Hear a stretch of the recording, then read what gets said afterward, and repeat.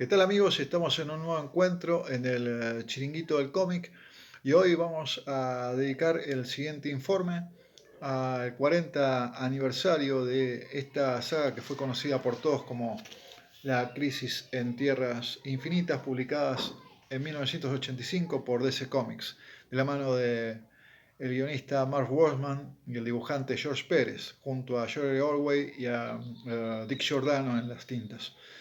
Eh, el concepto de esta historia surge en los 80, de la mano de Len Wein, Mark Wolfman, como dije, y Paul Greenberger, que era el asesor en imagen y caracteres o personajes de la DC Comics. El artista elegido fue George Pérez, a quien recomiendo esta obra maestra sobre su vida, publicada por Dolmen allá en los 2000, que es una entrevista o biografía en primera persona, se llamó. El autor es David Hernando, publicado por Dolmen, un hermoso tomarraco donde repasa la vida y obra a través de las propias palabras de George Pérez de sus trabajos más célebres, desde sus comienzos hasta prácticamente los últimos productos que él hizo. La historia en la cual interviene George Pérez, en este caso estamos hablando de Crisis en Tierras Infinitas, comienza en los 80, como dije, de la mano de estos tres autores, Greenberger, Len Wein, Mark Wolfman. George Pérez venía de producir trabajos para Kurt Swan, lo que le permite afilar la puntería con sus lápices en lo que es anatomía humana. Vamos a ver, el trabajo es hermoso, es una obra maestra que tiene sustancia, digo, el guión, y mucho power lo que es la puesta en escena de tantos personajes, no solamente los heroicos del caso, sino los que son testigos en la calle, que como se ven en estas páginas, del drama por venir, que es la desaparición de las tierras múltiples, que era el basamento de la editorial allá en los 80, hasta mediados de los 80. Y hoy en día sigue siendo lo mismo porque volvieron justamente esas mismas bases, después de tantos cambios que hubo tras la Crisis en Tierras Infinitas. Decíamos la anatomía, los personajes, la puesta en escena. George Pérez, acá podemos ver que se convierte en una especie de Sergio Einstein en el manejo de masas, de cientos de personajes en la puesta en escena en una página o en dos páginas o en una viñeta. Es como si tuviese una cámara, como si fuera un director de cine. Era muy bueno este hombre. Y, bueno, así que él fue el encargado de llevar a cabo la parte gráfica de la historia. En principio iba a intervenir John Byrne, pero como estaba ocupado en otros proyectos, el que fue elegido fue, como digo, George Pérez. Un trabajo arduo de producción. Paul Greenberger le asesoraba en lo que eran los caracteres, la producción de características de los personajes, a fin de darle información gráfica al autor, al diseñador gráfico. Y bueno, nada, es una historia muy interesante, que es una de las sagas para mí fundamentales para quienes nos gusta la historia del cómic a nivel mundial, que trata la desaparición de las tierras múltiples por una fuerza de antimateria que viene cruzando todo el universo, comiéndose planeta tras planeta, con el fin, obviamente, y manejado por alguien más poderoso arriba, con el fin de la desaparición del multiverso en esta editorial, en DC, planteado en esta editorial, en esta historia en particular. Los detalles que puedo mencionar de esta colección, de esta saga, que fueron 12 números. Los detalles, por ejemplo, la primera portada, que es tipo lámina, es una portada doble. Acá la estamos viendo. Ahí tenemos donde se ven las tierras infinitas y sus protagonistas. O esta portada, por ejemplo, que es emblemática, la muerte de Supergirl, el número 7, si mal no recuerdo, que George Pérez dice que se basó en una portada del mismo personaje de Superman, pero llevando a Lois Lane en brazos y rodeado por un montón de personajes. Acá se ve en primer plano, los elementos que vemos son los protagonistas de este plano general, y en el fondo, en gris, los demás héroes acongojados por la desaparición de Supergirl. El malo de la película, el antimonitor, lo vemos en esta portada. Esto es todo dibujado por George Pérez y entintado en su caso, y en cada caso en particular por Dick Giordano y Jerry Ordway. O hay una portada muy interesante, creo que es la número... Sí, acá está, la número 5, en la que él dibujó en total más de 96 rostros del universo de DC. Y su mujer, él lo comenta en una entrevista y en el libro que recién refería, dice, mi mujer me había dicho por qué no dibujás 3 rostros y lo desarrollás así, en la portada la resolvés de esa manera, con un par de rostros, 2 o 3 rostros y nada más. Y dice, no, a mí se me ocurrió dibujar en vez de 3, 96. Por eso es un trabajo encomiable y destacable para leer, es muy interesante. Tiene el guión consistencia y una puesta de escena espectacular. Hay una buena historia y buenos dibujantes que confluyen en la historia en su totalidad. Fueron 12 números publicados entre 1985 y 1986. 12 números espectaculares. Incluso hay algunos números en los que los propios autores se permitieron o se dieron el lujo de que hay un número, que creo que es Aftershock, en donde los personajes reflexionan sobre lo que estaba ocurriendo y el devenir, lo que iba a venir después, lo que iba a suceder después. El concepto de los multiversos, que hoy está en boga en todo el mundo y que lo escuchamos en todos los medios de comunicación, en la radio, en la televisión, hay una publicidad incluso muy conocida en donde está en la cocina una mujer y de golpe se le aparecen sus dobles de otras supuestamente realidades paralelas. La base de todo eso está en la física, en las teorías de la física, Albert Einstein con la teoría de la relatividad, la teoría de las cuerdas.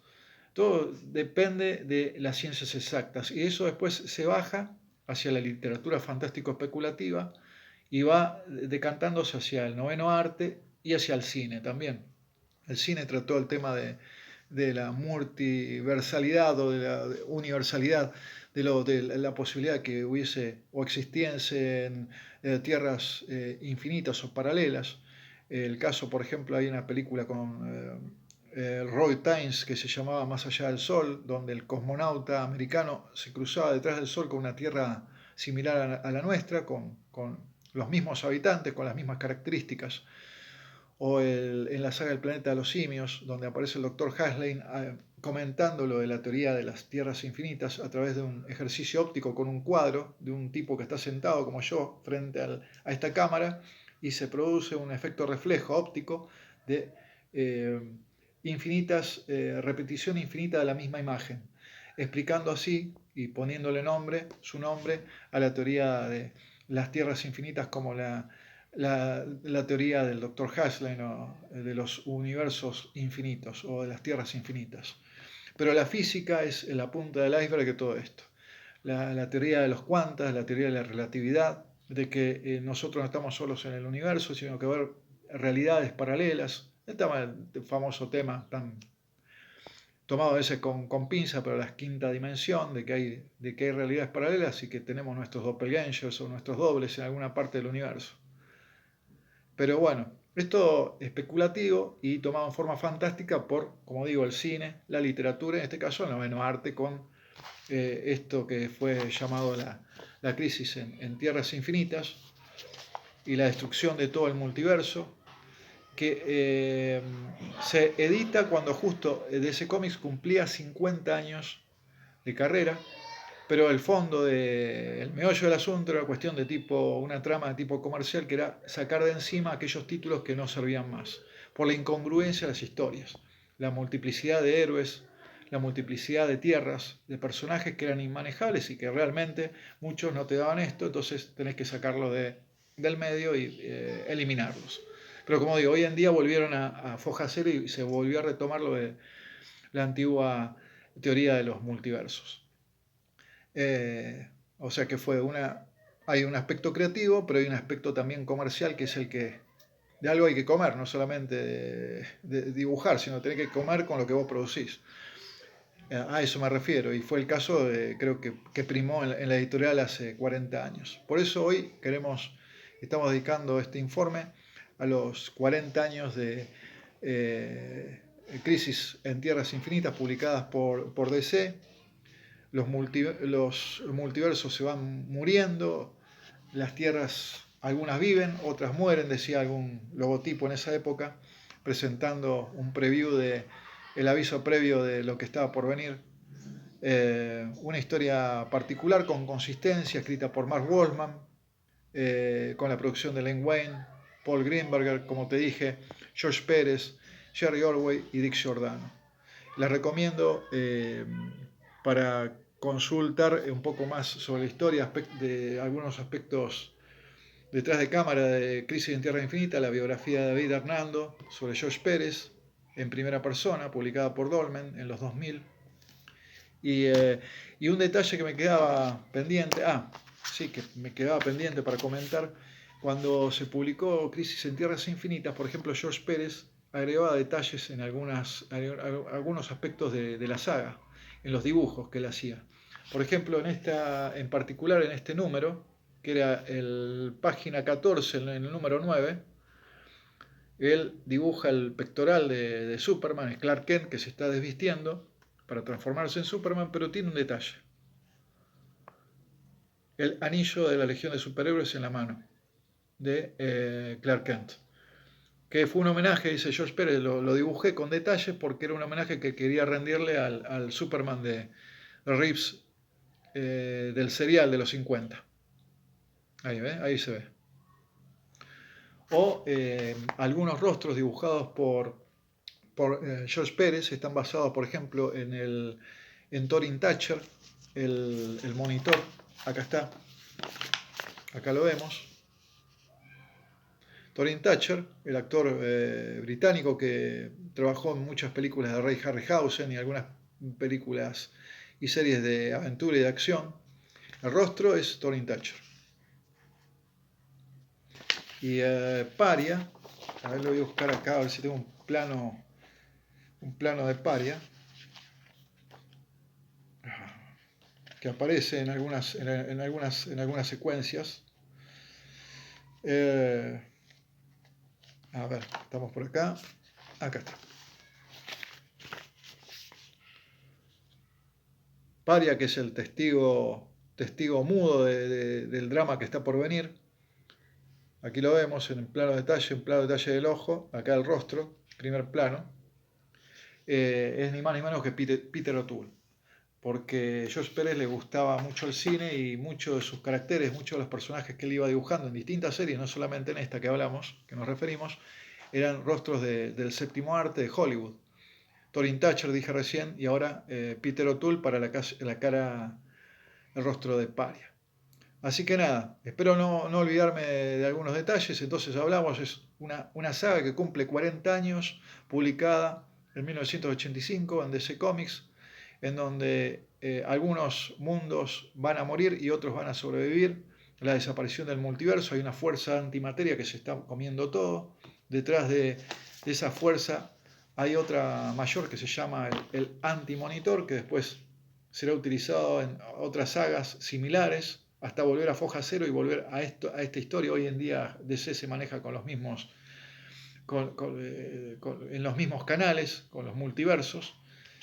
El multiverso que surge, como dije, la punta del iceberg es la física, la ciencia exacta, la posibilidad que, como era la teoría de la relatividad de Einstein, la posibilidad que en el espacio confluyan distintos tipos de carreteras cósmicas que nos llevarían a otros planetas similares al planeta Tierra o a tierras infinitas, o como en la película de, no sé si tendrá mucho que ver, pero me acordé porque la vi hace poco y me encantó, una película de Woody Allen que se llama Si la cosa funciona, que hablan de la teoría de las cuerdas, que en donde sostiene Boris Yelnikov, el protagonista, que algunos eventos se producen en forma insospechada y con elementos y con personas que menos nos esperamos en nuestras vidas y que quizá en el fondo, en el meollo del asunto, todo resulte en forma positiva y pueda funcionar.